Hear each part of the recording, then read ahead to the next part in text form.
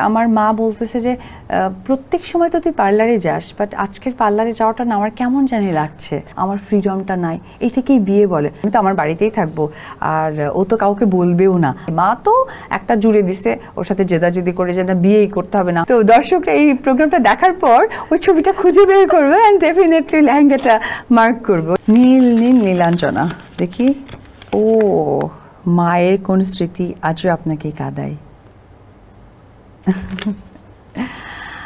মায়ের এটা আসলে না বলা কথারই একটা অংশ।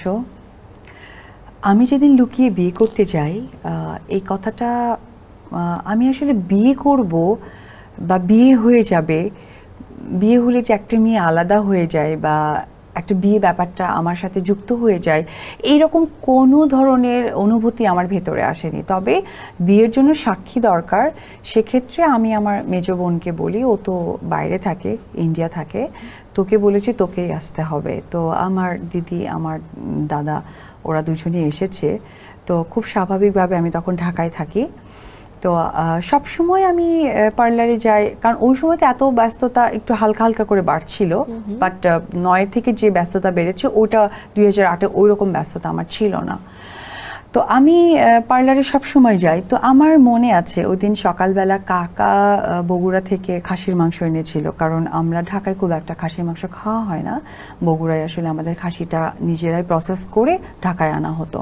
তো সকালে কাকা নেমেছে, রাত্রি বাসে উঠে নেমে ওটাই মা রান্না করেছে। তো আমি আবার খাসির মাংসর মাঝে সিনার মাংসটা খুব পছন্দ করি। তো আমি বের হওয়ার সময় আমার খুব তাড়াহুড়া, মানে মনে হচ্ছে যে আমার এখন ট্রেন চলে যাবে, নাহলে প্লেন ফেল করে ফেলবো, এইরকম একটা তাড়াহুড়া। আর আমার বোন তো মানে একটু খুব ভাব নিয়ে বসে আছে, মানে মন খারাপ, ও পারলে এখন ধাক্কা দিলেই কান্না করবে, এইরকম একটা ব্যাপার। আর আমার খুবই অসহ্য লাগছে ব্যাপারটা। তো আমি জাস্ট বের হবো, এর মধ্যে মা ডাকতেছে যে দাঁড়া, এত তাড়াহুড়া কেন করছিস, পার্লারেই তো যাবি। তাই বললাম হ্যাঁ মা, বুঝো না পার্লারে ওই মেয়েটাকে টাইম দেওয়া আছে, ওর আবার অমুক তমুক হাবি যাবি কাজ আছে, ওকে যদি না পাই তাহলে আমি তো পার্লারে ওর কাছেই কাজ করাই, তুমি বুঝতেছো না। জাস্ট গেটের যাওয়ার আগে আমার মা বলতেছে যে প্রত্যেক সময় তো তুই পার্লারে যাস, বাট আজকের পার্লারে যাওয়াটা না আমার কেমন জানি লাগছে। তাই বললাম আবার কেমন লাগে মা? মানে মা খুব ইমোশনাল। তো আমারও না কেমন জানি একটা লাগলো, মানে সত্যি প্রত্যেকবারই তো পার্লারে যাওয়াটা হয় বা শপিংয়ে যাওয়া হয়, ওই যাওয়াটা না মা না একদমই খুব কান্নাও করে দিয়েছে, মানে ইমোশনাল একটা যাওয়া। খালি বলে দেখে শুনে যাস, গাড়ি যেন ড্রাইভার না জোরে চালায়, আর কি পার্লারে গিয়ে কিন্তু আমাকে ফোন করবি। তাই বললাম আচ্ছা মা ঠিক আছে। তো গাড়িতে উঠেছি, পরে আমার বোন দিকে অঝরে কাঁদতেছে। বলছে তুই তো কাঁদতেছিস কিসের জন্য?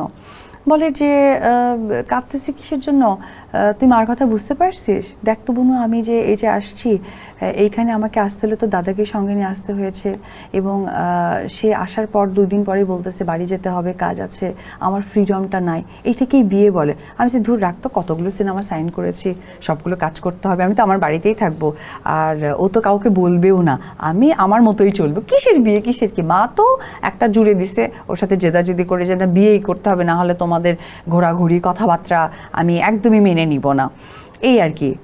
তো ওই স্মৃতিটা না আজকে ভীষণ মনে পড়ে, যে মানে আসলেই আমার যে বিয়ে হয়ে যাচ্ছে বা আমি বিয়ে করছি, ওই ফিলটা আমার ছিল না। তবে আমি বের হওয়ার আগে আমার মার মন থেকে একটা জিনিস নাড়া দিয়েছিল, যে সবসময় তো পার্লারে যাই, আজকের পার্লারে যাওয়াটা মার খুব কেমন যেন লাগছিল।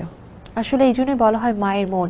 আর বিয়ে আসলে জীবনে অনেক বড় একটা ব্যাপার। আসলে বিয়ে মানুষের জীবনে অনেক বড় একটা, আমি না এখন অনেক বউ সাজি, আমার অনেক পার্লারে ব্রাইডাল সাজা হয়, কিন্তু বাস্তব জীবনে আমার একদমই খুবই লাইট সাজা হয়েছিল। এবং মজার একটা ব্যাপার আমি বলি, সেটা হচ্ছে এখন ফেসবুকে একটা ছবি খুব ভেসে বেড়াচ্ছে, যেখানে আমি আছি, কাঞ্চন ভাই আছে, রাজ্জাক আঙ্কেল ছিল, সাকিব এবং আমার শ্বশুর শাশুড়ি, আমরা একটা দাঁড়িয়ে আছি একটা জায়গায়। ওইখানে যে আমার লেহেঙ্গাটা পরা ছিল, ওইটা কিন্তু আমার বিয়ের লেহেঙ্গা। ওকে। তো দর্শকরা এই প্রোগ্রামটা দেখার পর ওই ছবিটা খুঁজে বের করবে অ্যান্ড ডেফিনেটলি লেহেঙ্গাটা মার্ক করবে, ওটা আমার বিয়ের লেহেঙ্গা ছিল। আমরা কিন্তু না বলে অনেকগুলো কথাই পেয়ে গিয়েছি আসলে।